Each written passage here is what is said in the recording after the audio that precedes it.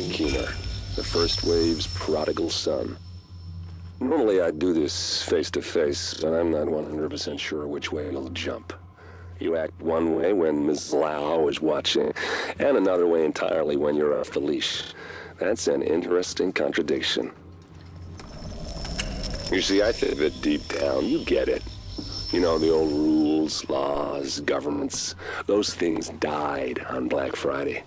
But the feral PMCs, the convicts, the ones smart enough and good enough to take what they need, they'll survive.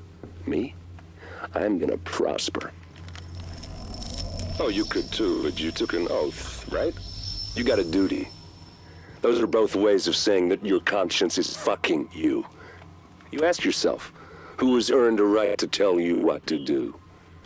Do you know how many agents died to hold the Dark Zone just for the brass to give up and put a wall around it? You don't believe me? You should check the place out for yourself. But the people you're working for, they're irrelevant now. Amherst changed how the game is played, and I have got the vision to win. I got Chernenko, I got a DNA printer, and a very interesting recipe book. I'm gonna write my own rules. You should think about getting in on this thing. I'll be seeing you.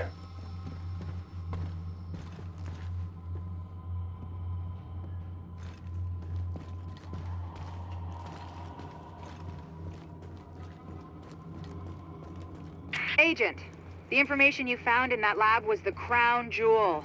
I think we can break this thing now. But we've got some more information.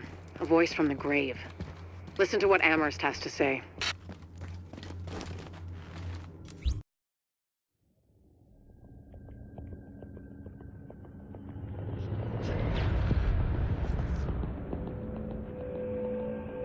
What you're looking at is the smallpox virus, one of the deadliest pathogens on the planet.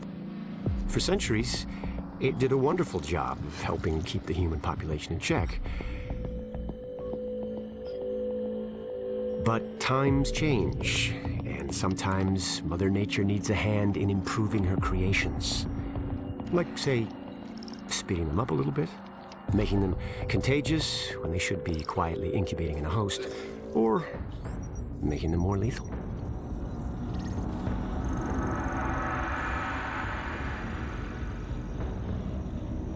I didn't come up with the approach on my own.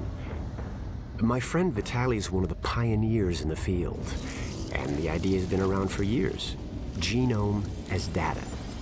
You see, once we digitized DNA, we made it infinitely mutable. We could do 1,000 virtual variations in the time it used to take to grow a one-lab-grade generation of pathogens.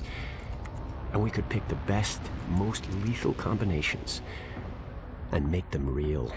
That's how you make a killer virus, you see.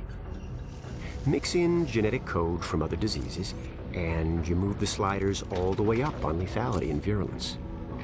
The goal was a 90% mortality rate.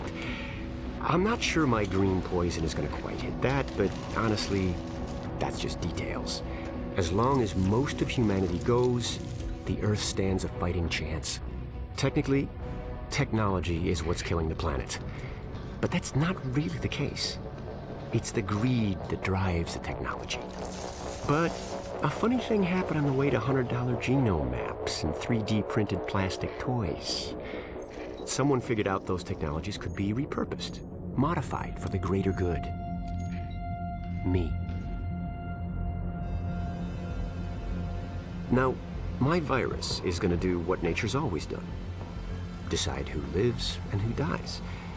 And if nature decides I die, then I die. If nothing else, I'll have a lot of company. Natural selection at its finest, helped along by a little unnatural genetic manipulation. It's all data, really. Life's just a method of processing it. The same way I processed the smallpox genome on my laptop. And who's to say that wasn't the plan all along? If, by some miracle, you survive green poison, then nature's decided you deserve to live. The rest of us shouldn't. and won't. Godspeed. I'll see you in hell.